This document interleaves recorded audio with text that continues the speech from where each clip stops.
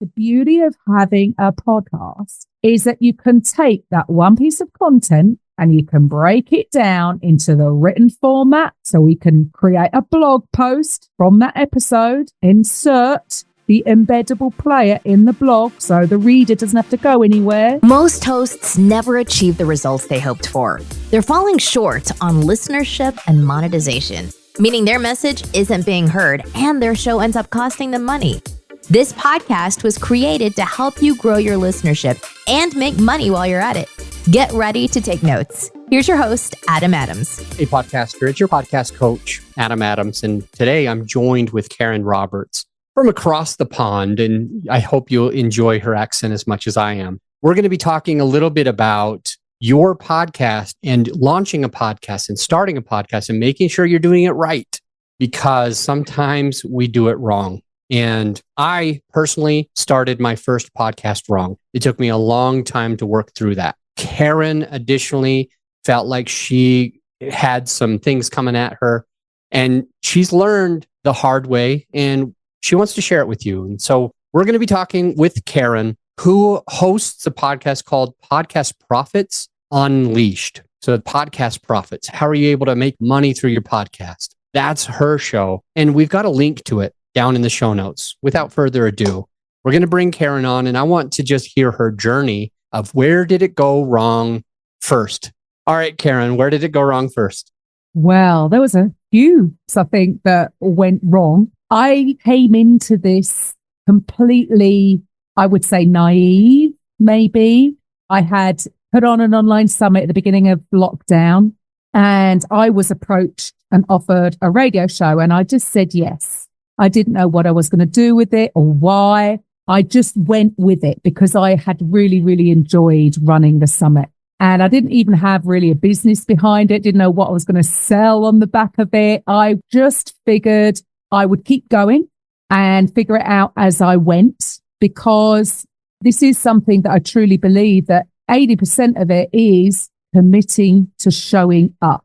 So I was about 6 months in when I even launched a podcast, because radio is really limited, right? If people miss the day and the time, then it's gone. So I thought about 6 months into this journey, oh, well, I may as well have a podcast, same content. It's not going to take me any more work. And I was just interviewing other coaches, consultants, therapists and healers, because my show was called A Coffee with Karen, a cup of positivity with just a sprinkling of woo-woo. So it had nothing to do with really any business. There was no alignment with what I was doing. I was just doing it. And yes, I learned a lot as I went. And then after interviewing, I don't know, nearly over 100 coaches, I thought, you know what? None of you are in competition with each other, because you're all serving different segments of society. You're all solving different problems. Even if the title is business coach, you're doing things completely differently. Let's ditch the competition, and why don't we collaborate more? And I didn't know how I was going to do it, because I wanted to create some kind of directory for the public to come and find the right fit for them. Because sometimes you might think you need a business coach, but actually maybe you need to go and heal some childhood trauma or something, things that maybe people have never thought about. That was the idea. And then literally I was approached by the radio station and said that at the end of the contract that he was giving it up. So did I want it? And I jumped to this chance. I just said, wait, what was he giving up? The whole radio station. This is the radio station.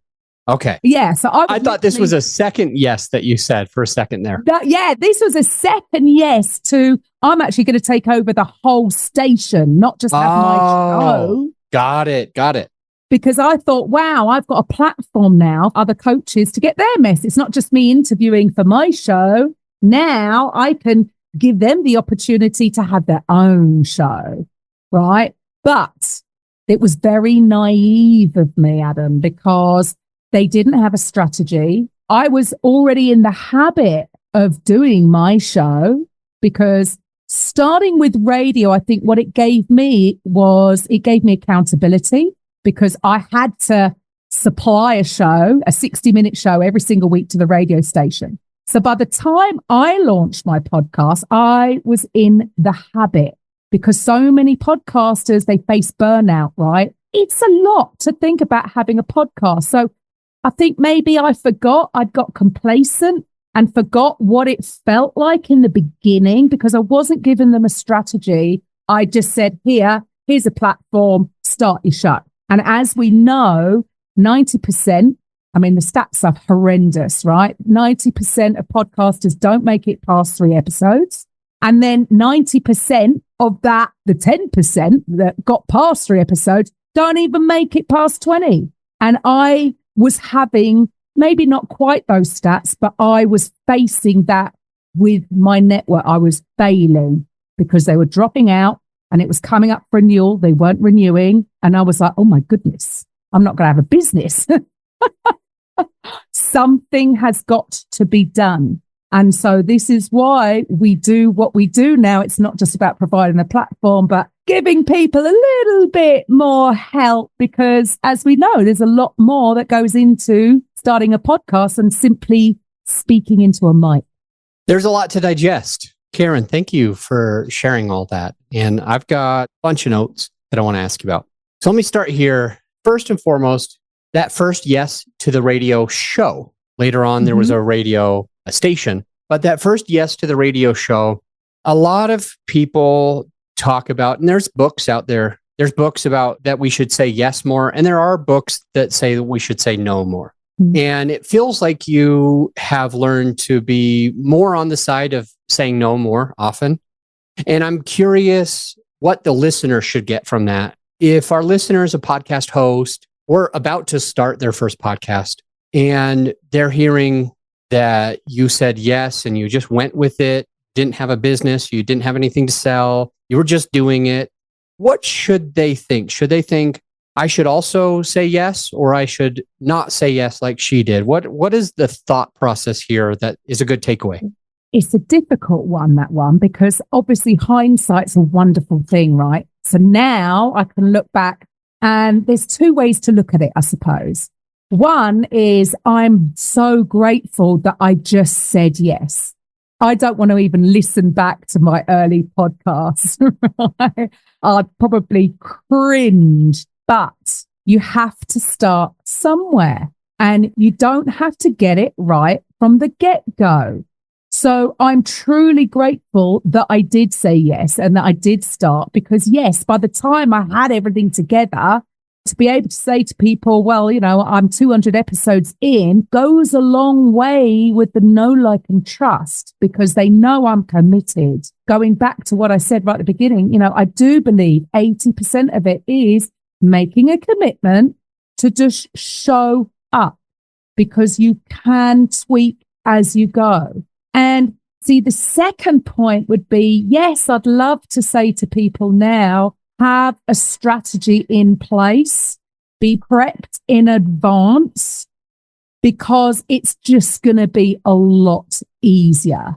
Because as we know, many won't continue. If they're not getting an ROI for their effort, then it becomes a bit of a liability rather than the asset that you and I know having a podcast is. Sort of 2 ways to look at it.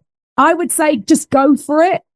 However, if you want to get there quicker, then have a strategy in place and have everything prepped in advance. So there's it's a bit of a contradictory response there, Adam, because I'm saying in one aspect, you know, just go. And then another one, you want an ROI, be prepped in advance. So 2 ways to look at it. Number 1 is you are grateful that you had said yes, because you ended up learning and growing through the experience. And I was going to ask, then what can the listener learn from your experience? And basically, I think your number 2, have a strategy in place, be ready in advance, is the answer to that question. Well, you, Karen, you went through it, you learned it. And the listener, they don't have to learn through it. They don't have to go through that. If they didn't have you today to share your experience, they probably would. And I go back to this thing called, there was a movie. Tell me if you've seen it, Karen. It's called Field of Dreams. Field of Dreams. You have. Do you remember that? Like, if you build it, they will come. Ah. You remember that? Yeah. So I feel like I believed that fully. when I started my very first podcast. It was a real estate podcast called Creative Real Estate. And I thought for sure, this was a long time ago. Right now, there's like 5 million podcasts. Back then, there was only for sure less than 800,000. And I thought to myself, field of dreams, field of dreams, field of dreams, and inspired me. It made me think, I just got to start my podcast. And what I learned through that experience was I didn't become famous on day one. Apple Podcast and Spotify and these other networks that play platforms for other people, they didn't get together and say, oh my gosh, Adam Adams just started a podcast. Everybody get together. We've got to market him. He's going to have 1 million+ listeners within the next few weeks. We got to make him famous because he started a podcast. I don't know why I thought that that would automatically happen. I think I watched too many Field of Dreams. What I learned along the way is that I do have to have a strategy. I do have to have an idea of where I'm going. You can't just have a show and be famous. You have to kind of have a strategy in place. You have to understand what's going on. And it's a difference between ready, aim, fire and ready, fire, aim. It sounds like you and I both did ready, fire, aim, and we're okay with it. We learned the hard way. While the listener today, if they haven't yet started their podcast or they have a friend who's about to start a podcast, they can be giving them this feedback that you and I have both learned through hard knocks, if you will, that we should be prepared and have a strategy in place. So with that said, this idea of strategy came out of your mouth a half a dozen times at minimum today, just on this episode. And I'm curious, what is a good strategy? What should the listener be thinking? The difference between saying, I'm just going to go full at it, ready, fire, aim, versus, hey, I'm going to slow down. I'm going to figure this out. I'm going to have a business. I'm going to have a direction. I'm going to have maybe even something to sell versus I'm just doing it. What do you think that strategy should be or could be? Well, it depends on who it is and what your niche is and what it is you're doing. What we tend to focus on is other coaches, experts who want to use their podcast as a way to drive leads and sales into their business. Because what we have found is there's so many people trying to fight for attention on social media.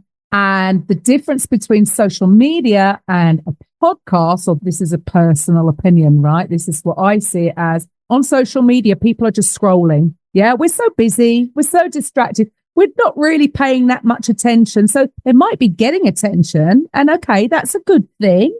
You want to keep doing it, but they're not holding the attention. And the difference, when you have a podcast, you get to hold the attention of the right people. So first of all, you've got to know your audience. Who is your audience? What is the thing that you do want to sell on the back end?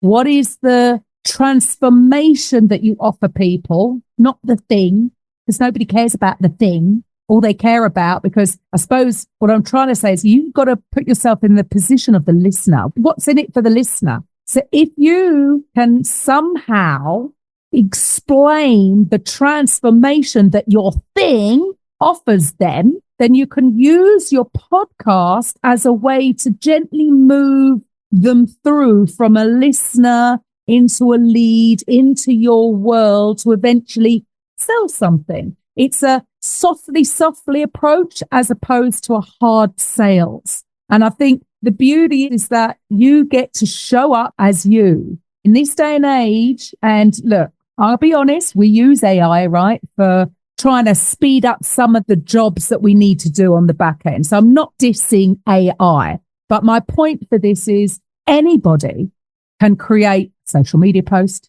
Anybody could, in fact, now create a whole course and put themselves as the expert in their field, right, using AI. But they might not actually be able to help clients at all. So I think because of the way social media is going, people need more. They need more of the know, like, and trust. And if you set up your podcast correctly, it gives you the opportunity to show up as your authentic self, because you're not reading from a script. Like, we're having a conversation, and then you get to sort of demonstrate how you can actually help people. And you're demonstrating that you actually know your stuff, and it's not just AI writing something. So it's more of an opportunity to really establish authority really and put you up as the expert in your field without trying to sell anything, but that it's more touch point, the more people sort of binge listen to you, the more they're going to eventually come into your world. And it is a great way to get leads and sales. A lot of good stuff there. I took tons of notes with people needing more of the know, like, and trust.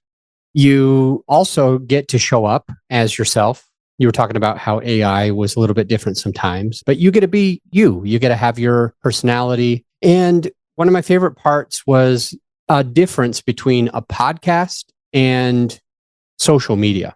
Because I have a couple of friends that are either really big on, for example, TikTok, or they're trying to be. Okay. So they're already huge on TikTok, meaning they have multi-millions of people that follow them and like their stuff, or they're trying to get to that place. And I always think to myself, like, what is the point?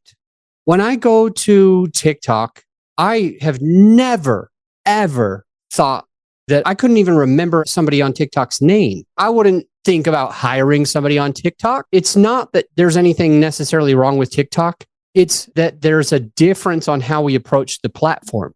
When we approach Facebook and Instagram and TikTok and some of the others, what we're really doing is we're trying to fulfill time. We're trying to be entertained. We might even be trying to learn something. But most people that I know don't pay attention to, okay, now what's this person's name? But when we switch it over to your podcast itself, your actual show, you hold attention. Social media, people are just scrolling. This is a quote from Karen. People are just scrolling. And then another quote, they are not holding the attention. On your podcast, it's different. They hold the attention. Right now, you're listening and you know Karen's name and you know Adam Adams. It's different. Now, when you have your show and you're publishing on your show, your listener has more of an intimate, a closer relationship with who you are and what you do. And because of that, they're more likely to do what Karen said, know, like, and trust you. On TikTok, I don't know anyone that I've ever followed. I don't know a single person that I've ever listened to or watched content on TikTok. But I'll tell you for sure, I'm subscribed to more than 30 podcasts, and I know the name of every single person clearly, concisely. I know what they teach. I could probably spill it out for you because I follow them. They hold my attention. So I love that. I love that. Hey, you said something about earlier, you said something about, you said yes to the radio show, and then later you said yes to the radio station. And it sounded like you kind of regretted it in a way. I know you don't all the way because you learned a lot, but hear me out. It sounded like, that was the hard way. And I think I heard you say, I don't know if I quoted you directly, but did you say you felt spread thin? I want to hear maybe a takeaway for the listener. Why does saying yes make you feel spread thin? Because I was doing just too much. So, the idea behind it came from the right place, I believe. And I took on the station, but again, I also launched a podcast network. So then in sort of the marketing, I was a bit all over the place. One minute we're promoting the actual show, the daily shows on the radio, and it was too disjointed. And I think it was, if you confuse people, overwhelm people, nothing gets done. So it was like, actually, we will need to bring it back. Let's come back in and bring everything in and stay in my lane rather than, trying to do this and this, which I'm going to be honest, since I've had my podcast, right, I have come to the realization that I'm probably undiagnosed hyperfocused ADHD, right, which makes a lot of sense to my whole past on what I did. It probably got hidden because it actually suited what I was doing. And so again, this was, I'd say yes to yes. I'm great at saying yes. I'll go, yeah, I'll do that. And I was all over the place. So although I was getting business, I was getting a bit here and a bit there and a bit over there. And it was like, whoa, maybe Karen, listen to all the other coaches you've ever had that say one thing. So yeah, I got spread too thin and I've just brought it into, you know what? this is what we do. It's crystal clear, I hope, to the listener what it is we do. And that's it. I love it. I was shoveling snow about 4 or 5 or 6 years ago. I think it was like 5 winters ago. And I had just started, quote, reading books. I say quote because I listen to them.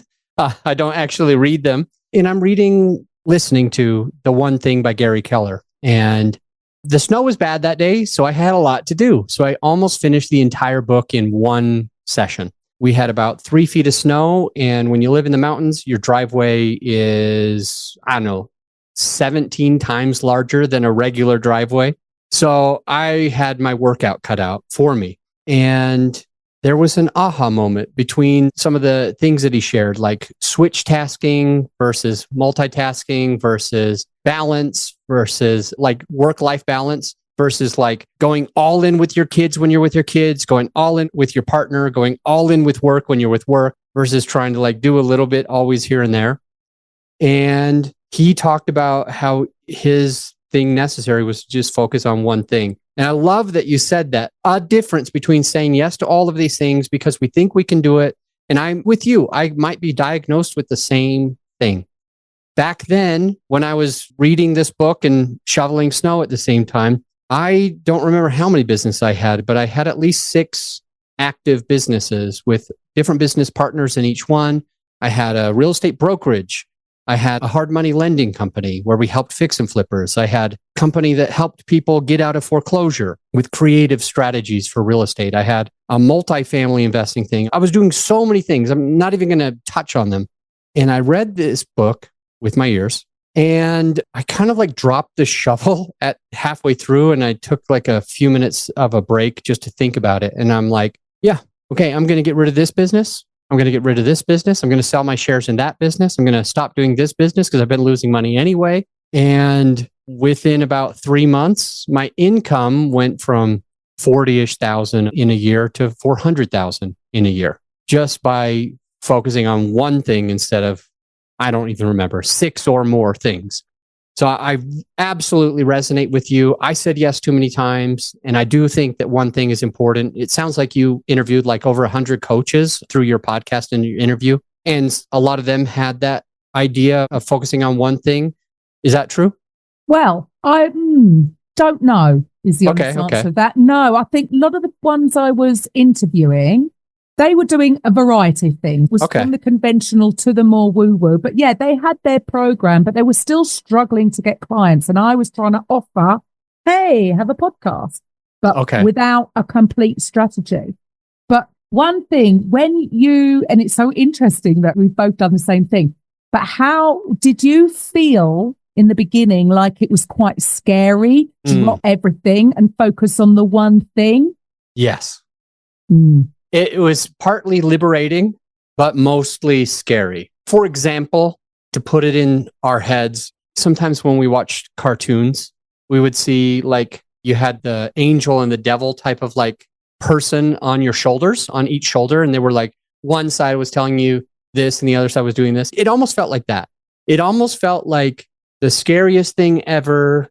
Am I going to be embarrassed? Are people going to think I couldn't cut it or I couldn't handle it? Which actually was true. So I should have said, are people going to know that I couldn't handle it? Right. And so it was like scary for all of that. But it was liberating because it was like, yeah, I can focus on one thing and put all of my attention there. And it's going to be so much easier. I won't have to work. I think I was working up to 120 hours in a week. It like insane hours, right? Basically 16-hour days, all of the days of the week. And it got crazy. Some days were worse. Some days were 20 hours in a day and you'd have like 3 hours of sleep and then get back started. But overall, it had that angel on one of the shoulders almost where it was like, this is the right thing. The devil was like, no, you're going to be embarrassed and you can really cut this. Just keep working at it. Be persistent. And then the other side that just was like, this is the right thing. This is going to help. And yes, my income went way, way up. But I think I'm more happy about my stress going way, way down than I care as much about the income changing. Yeah, 100%. I mean, I can so relate to that. I mean, I was absolutely petrified because I think, oh, I'm going to miss out. Am I going to get in that always? Oh, I'm going to have to start chasing because if I drop that, then I won't have that. I've got to make it up somehow.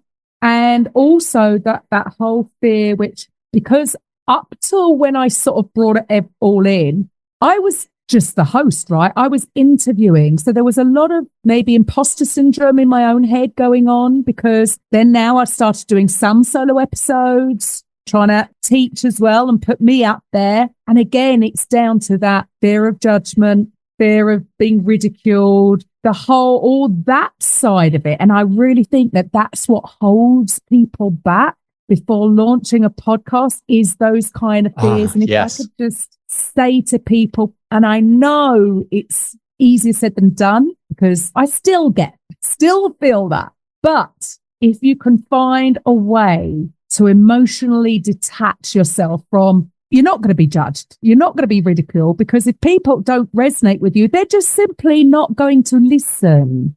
So then you show up for the people that are listening. And if people could just get over that fear, they would just have so much success. And I suppose that's what I really want to install in people is just do the thing and you'll get the energy to do the thing. Just do it.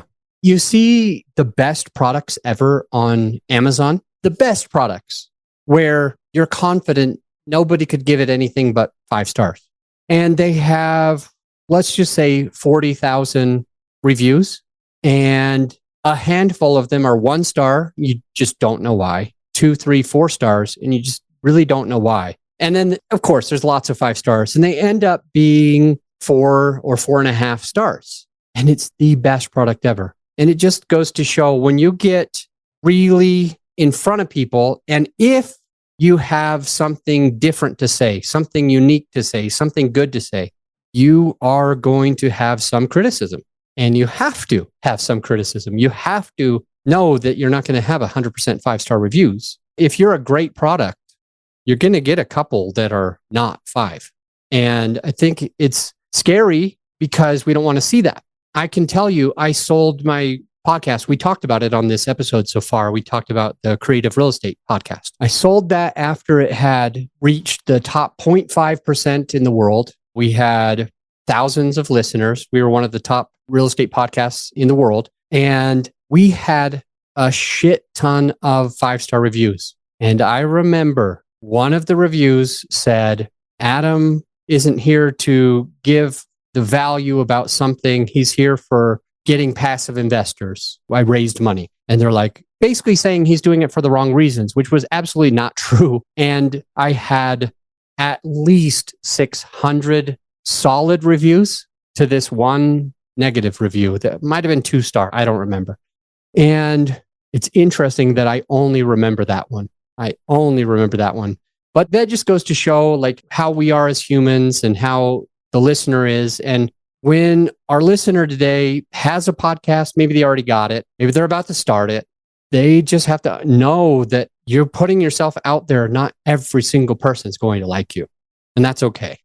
Let's take a break, Karen. And when we get back, I want to talk about something that you said. You talked about 80% of, I guess it's success, but you said 80% of it is committing to showing up. So I'm curious. I've got 2 follow-up questions as to that 80%. One of them is I really want to know, why is it so important to show up? And the second one, I want to know what's the rest of it? What's the other 20%? We'll be right back. Hey, my friend, as you know, this episode is sponsored by my company, growyourshow.com. We want you to be able to have the best tools at your disposal without costing you a whole arm and a leg. So right now you can get a free list of vetted equipment that like mics, mixers, webcams, sound treatment, editing software, everything that you need. I created the whole PDF with direct purchase links just to save you time and money, to help it be more convenient for you. So this free PDF will help you skip all the guesswork. If it's on there, it's vetted and approved by yours truly. And if it's not on there, it's probably not worth the money. So go ahead and get yours at growyourshow.com/PDF. Let's get back into the show. We're back with Karen Roberts from the Podcast Profits Unleashed. And we've been talking about a lot of cool things. Before the break, we mentioned we want to talk about 80% is committing. What's the other 20%? We're going to get into that. I want to review a few things that we've talked about first. She talked about staying in her lane rather than, I'm going to do this. I'm going to do this. We talked about getting spread thin by saying yes too much. We talked about what can hold your attention better. Is it social media? Yes or no? Do you remember what we said? Is it social media or is it a podcast? Where are you going to truly hold that attention? When I asked her if she would basically regretted saying yes or is saying yes a good thing, she had two ways to look at it. One, grateful that she did it because she was able to learn. But two, she thinks you should have a strategy in place and be ready in advance. We talked about a few other things, and we're going to get into other ideas of being prepped for your podcast. But first, let's get into these two questions. Karen, when you talk about 80% is showing up, is being committed, is publishing every episode, why is that important? And then secondly, what's the other 20%? Well, first of all, that's a completely made up stat. Well, thank you for admitting to that. However, and most of them are. Yeah, I'm sure they are. But I truly believe that the majority is down to publishing an episode when you say you're going to publish an episode. So just being consistent. The other 20% is obviously going to be, well, I say obviously, it's not obvious. The other 20% is going to be around, I suppose, a few things, how you structure it, the content that you're creating that is going to attract or even sometimes create a client, really, because we don't know what we don't know. Somebody listening may never have had an idea of becoming a client, but if they've been listening to the content and it's resonating with them, maybe further down the road, they might want to explore. And that's what I mean when if you're creating the right content, it's not just about attracting the right client, but it could actually create them for you. So yes, you need the structure. The structure of your whole podcast. Is it going to be a mix of, again, although I didn't start out that way, I would highly recommend doing a mix of solo episodes and interviews. Then, of course, well, how are you going to move that listener into a lead, into your world? So, yes, there's a lot to think about. And I don't want to diss social media because everything has its place, right? And I'm not saying we don't use it because we do. But the way I see it is the beauty of having a podcast is that you can take that one piece of content and you can break it down into the written format. So we can create a blog post from that episode and insert the embeddable player in the blog. So the reader doesn't have to go anywhere. So we can create a written, and you can do that with the LinkedIn articles as well.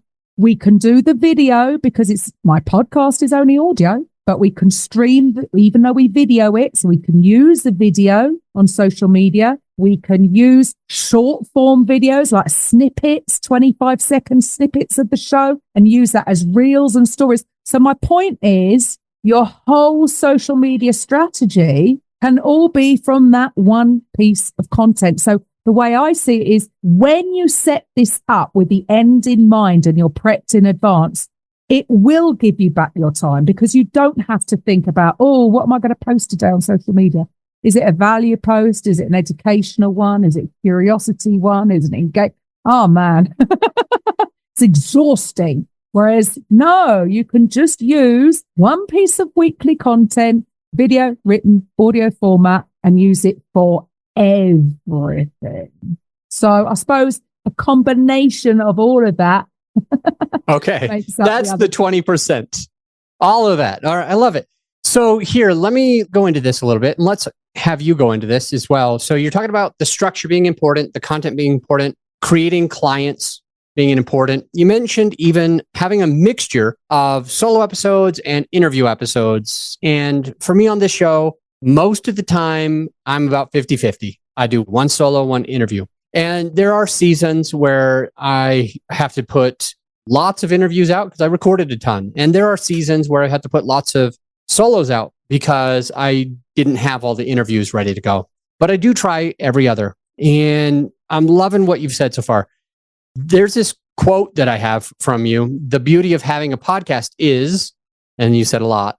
You also said that it's one piece of content that can basically go, and now I'm paraphrasing, into written, into video, into audio, into your social media. All of that can happen just from one piece of content. So you can use it in a lot of different ways. I also wrote down a quote from you. You said, when you set that up with the end in mind, and it made me think of somebody that we bring up on the podcast sometimes. His name is Stephen Covey, and he wrote the 7 Habits of Highly Effective People. And beginning with the end in mind was one of the 7 habits of highly effective people. And it goes to show that you are a highly effective person. And if the listener is thinking, I want to be highly effective, we want to set things up with the end in mind. We want to begin with the end in mind. So I'm loving that. Now, I want to see if I could have you spend just about 3 or 4 minutes on something that you and I talked about before we ever recorded. Prior to us pressing the record button, I asked you, I let you know my listener is a podcaster, or they're about to be. I said, what is the thing that you really want to give to that listener? And you said you would like to teach them about being prepped in advance, having a strategy, making their podcast a asset versus a liability. And it's a lot more than speaking into the mic. And if they started to be 12 episodes ahead of time, would you mind spending 3 or 4 minutes on those pieces there, the parts that you really want that listener to know and understand? And I think that's really what they need to hear. So let's talk about prepping advance and or having a strategy and or asset versus liability and or it's more than just speaking into the mic and or being prepped 12 ahead. You So take it away. there. It's way more than 3 minutes, but why don't you spend 3 to 5? Yeah. Well, the reason I'm saying this is make it as easy as possible on you, because otherwise you'll get overwhelmed. I think the term I heard the other day is podfade. Is that what they're calling it? And you will then see it as a liability rather than the asset that it actually is. So I would recommend, even if you're thinking of launching a podcast, have 12, and it sounds like a lot, but trust me, the weeks go by quickly. So have 12 weeks prepped in advance. When I say prepped, they've been recorded, they've been edited, you've created show notes, you've created everything you need. And you might think, oh, that's a bit over the top. The weeks go by really quickly. If you are that prepped in advance, it really is that easy. You will get your time back and it will become an asset as opposed to it being a liability, because you're just taking the pressure off you. And then you can get into that habit of maybe batch recording a load, and you're not going to worry, oh my goodness, which happened to me right at the beginning. If an interviewee cancelled on me or tech problems and I haven't got a show this week, panic. Why put yourself under more stress? Because I think that's one of the reasons people give up too soon, is because they find it too stressful. Whereas if you are prepped in advance, it's like, chill, right? Got loads Absolutely. of time. Yeah, it's very good. When we support people on a launch, we always say almost exactly what you said. We need to have a certain amount of episodes. They've got to be recorded. They've got to be edited. They've got to be produced. Doesn't mean they're published yet, but produced means they've got the intro, the outro, the music and all that, and approved. So they got to be recorded, edited, produced, and approved.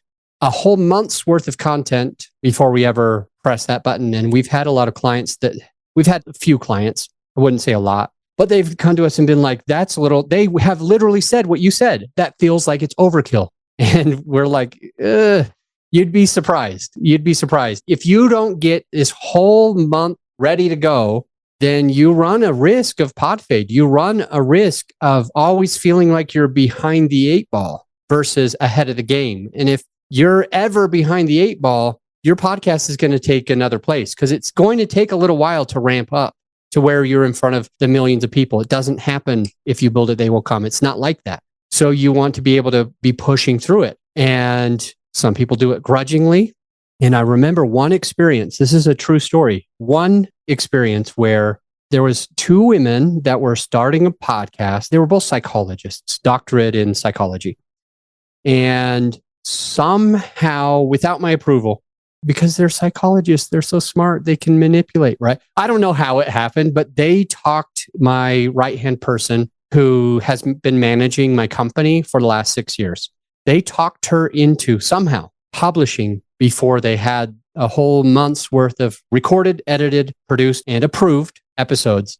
And these women didn't even last 6 months. But they had to pay. We have a 12-month contract. So they had to pay for 12 months. They didn't last 6. And it was really, really, really frustrating because I knew that could happen. And I never would have approved that to happen. But I don't know. They yelled at her and she wanted to be nice. And so she's like, okay, we'll publish it sooner. I think it was that they picked June 6th is the day that I'm publishing officially. And all of a sudden it was like the beginning of June. And they're like, hey, I know we haven't done any of this, but we will. So please publish it on time. And I learned the hard way. They learned the hard way and sometimes yell at people. And I yelled at her, my right-hand person. I was like, how could you ever? Spit's flying out of my mouth. Let somebody do this. We know better. Our client is obviously brilliant. They're both doctors. But when it comes to podcasting, they're infants. They don't know anything about it. And I'm like, we have to be the ones to tell them. When you're a kid, you don't know that you can't go into the street. When your parent yells at you for playing close to the street, it seems ridiculous. And that's how it was. To them, they thought they knew better, but they hadn't been through it as many times. So love that. All right. So if you want to reach out to Karen Roberts, you can find her because her website is in the show notes. Any social media that she wanted to share is already down in the show notes. And additionally, her podcast, what is it called when you have a whole bunch of podcasts in one place? Podcast network. Her podcast network link is down in the show notes. Additionally, oh, by the way, she has a podcast network. Tell us quickly about the podcast network. It's called Raising Vibrations, Changing the World One Vibration at a Time, and it's on Podbean. Awesome. So maybe you join the podcast network as a podcaster, or maybe you go and find it on Podbean so that you can raise your vibrations by listening to all the cool people. Additionally, the link to her podcast Profits Unleashed, is down in the show notes. Just scroll down. You can connect with Karen. And with that, this episode's a wrap. And the next episode is probably a solo episode. It's very, very short where I know exactly what you're going through because I've been there. I put down some content. It's ready for you. It's already recorded. Don't go anywhere. I'll see you on the next episode. You know, I really don't say this nearly enough. I don't mention this and I feel horrible because it's a great resource for you to be able to take your podcast to the next level. And it's simply a free resource that I don't need your email or anything. It's just a podcasting course that I created that is ended up putting in the very first 6 episodes of this podcast. So if you haven't checked it out, definitely going to want to just check out those first 6 episodes, see how they can help you improve your podcast, get in front of more people, and have a better result where you're making more money through the podcast, etc. So much can happen after you listen through episodes 1, 2, 3, 4, 5, and 6. So if you haven't done it, go do it now. And by the way, if you're subscribed, you'll keep hearing more great content. So to those of you who are, I'll see you on the next episode.